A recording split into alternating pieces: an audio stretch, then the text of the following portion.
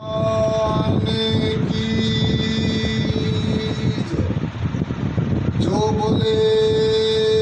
सो निर्भय बोल संत शिरोमणि श्री गुरु रविदास जी महाराज की जय। बोलिए सर्व संत समाज की जय। शासन जी जय गुरुदेव, धन गुरुदेव। शासन जी, जैसा कि मैंने कल आपके साथ कमिटमेंट की थी कि आज 6 मई 2020 को आज जो 6 बजे से लेकर 7 बजे तक हमने कुछ ज्ञान चर्चा करनी है। जुड़ते जाइए साथ संगत जी, तो और जुड़ते जाइए क्योंकि समय काफ़ी हो गया है।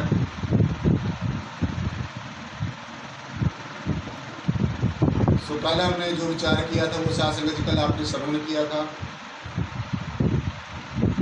आओ आज के सत्संग के लिए, आज के विचार के लिए सबने एकाग्रता से, समग्रता से बैठना है और आज की जो पावन जो संत शिरोमणि श्री गुरु रविदास जी महाराज की पावन पवित्र वाणी में से जो शब्द लिया जाएगा उसी के ऊपर शासन जी विचार करेंगे। आओ सदगुरु भगवान के पावन श्री चरणों में ध्यान करो। आदि गुरु नमस्कार निराकार, श्री सतगुरु चरण योत प्रोत परवेश, एक अनेक विस्तार रब नमस्कार, बूटा चरण घट घट में परवेश। धन धन मेरे सदगुरु पूर्ण गुरु महताब, बार बार करूं वंदना नमस्कार हर बार। आप न आते जगत में जल मरता संसार, जग तारण को आ गए मेरे पूरन गुरु महता।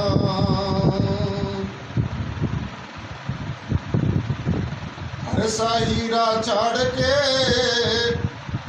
करे आन की आस, ते नर दो जग जाएंगे सतबासे रविदास। प्राधीनता पाप है जान लो रे मनमीत, रविदास दास प्राधीन सो कौन करे है प्रीत, रविदास दास प्राधीन सो कौन करे है प्रीत। समाज का जो विचार है शासन में यही रहेगा कि जो आदमी गुलाम होता है, प्राधीन होता है, उसका जीवन कैसा होता है, और जो स्वतंत्र होता है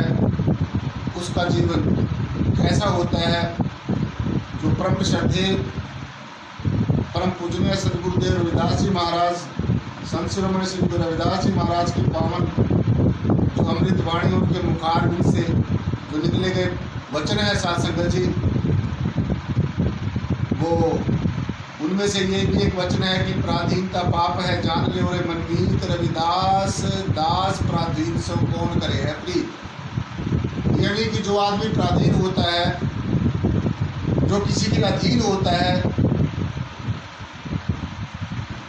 तो उससे कोई प्रीत नहीं करता है, उससे कोई प्यार नहीं करता है। जब इंसान अंदर से भी स्वतंत्र हो जाएगा, जब ये जीव बाहर से भी स्वतंत्र होगा, तब जाकर साथ संगत जी लौकिक जगत के साथ और अलौकिक जगत के साथ प्यार करने में सफल होगा। और यही जो ज्ञान की युक्ति है, यही साथ संगत जी हमारे जीवन में मुक्ति है। मुक्ति की जो युक्ति है, बस यही ज्ञान की युक्ति है। सो गुरु जी ने कहा कि पराधीनता पाप है। वैसे तो हम लोग देखते हैं कि तरह तरह के पाप कर्म हैं, पुण्य कर्म हैं, लेकिन सबसे बड़ा जो पाप कर्म है, जो गुरुदेव ने हमें संदेश दिया है अपनी पावन वाणी में, कि सबसे बड़ा जो पाप है वो पराधीनता है, गुलामी है, किसी के अधीन रहना है, अपने अधिकारों का जहाँ पर हनन होता हो, अपनी स्वतंत्रता के ऊपर जहाँ पर कोई अंकुश लगता हो, तो ऐसी स्थिति को साध संगत जी पराधीनता की स्थिति कहा जाता है। जो मैं ये कह सकता हूँ, ये मैं समझता हूँ साध संगत जी, कि एक तो पराधीनता बाहर की है, हमारे लौकिक जीवन के ऊपर जब तरह तरह के अंकुश लगे हों,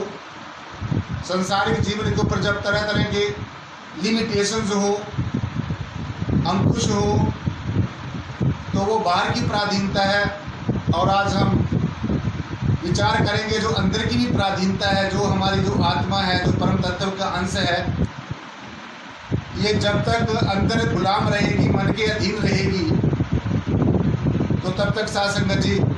हमारा आध्यात्मिकता की और आध्यात्मिक ज्ञान की तरफ अगर हम चलते हैं, तो जब तक हमारी जो जीवात्मा है वो जब तक पराधीन है, इस चंचल और चलायमान के मन के पराधीन है, इसके अधीन है, इसके कहने में चलती है, तो जब तक ये जीवात्मा इस चंचल और चलायमान जो मन है, जो अनेकों इच्छाओं का इसके अंदर जो गुबार है, और ये जो मन कभी तृप्त नहीं होता, एक इच्छा पूरी होती है और इसकी हजार इच्छा इसके अंदर उत्पन्न हो जाती है, पैदा हो जाती है। सो मैं सीधा सीधा कहना ये चाहूँगा कि जब तक हमारे लौकिक जीवन में अधीनगी है, गुलामी है, और हमारे आध्यात्मिक जीवन में जो ये जीवात्मा है, ये जो मन की गुलामी है,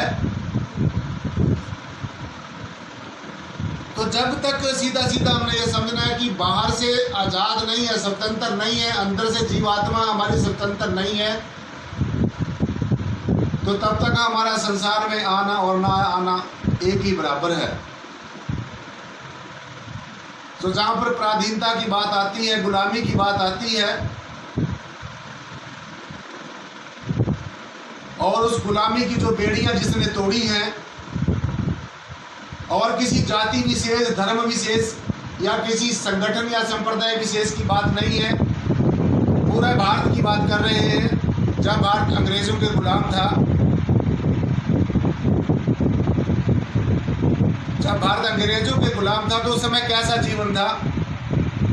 और उससे भी अगर पीछे के समय में चला जाए, तो जब एक वर्ग विशेष के लोगों का शोषण होता था और एक वर्ग विशेष के लोग शोषण करते थे, राजा की अपनी मनमानी होती थी, हर एक जो जीव है वो गुलाम होता था, जैसा राजा कहता था वैसा होता था, तो तानाशाही होती थी। तो जब परम पूजनीय वंदनीय भारत के संविधान के निर्माता, नारी के मुक्तिदाता और भारत के भाग्य विधाता, विश्व रत्न, ज्ञान के प्रतीक, एक महान दार्शनिक और शास्त्री और एक बहुत ही महान शख्सियत के जो मालिक बाबा साहब डॉक्टर भीमराव अम्बेडकर जी, जब वो उनका शासन जी संघर्ष देखा गया, और बाबा साहब ने इतना संघर्ष किया, दिन रात मेहनत की, अपनी सारी जो सुख थे, जो वैभव थे, और यहाँ तक कि अपना परिवार भी साहब संगत जी, अपने बच्चे भी दांव पे लगा दिए। तो ऐसी महान शख्सियत ने साहब संगत जी, जब कॉन्स्टिट्यूशन ऑफ इंडिया की जब रचना हुई, तो जब तक हमारा अपना कोई संविधान नहीं था, कोई विधान नहीं था, तो तब तक भारत जो गुलामी का जो समय था वो था। और बाबा साहब डॉक्टर भीमराव अंबेडकर जी जो हमारे सबके परम श्रद्धेय हैं और किसी जाति विशेष के परम श्रद्धेय नहीं हैं। सारे भारत के जितने भी भारत के अंदर धर्म हैं, जितने भी जातियां हैं, जितने भी वर्ग संप्रदाय, सब ये सब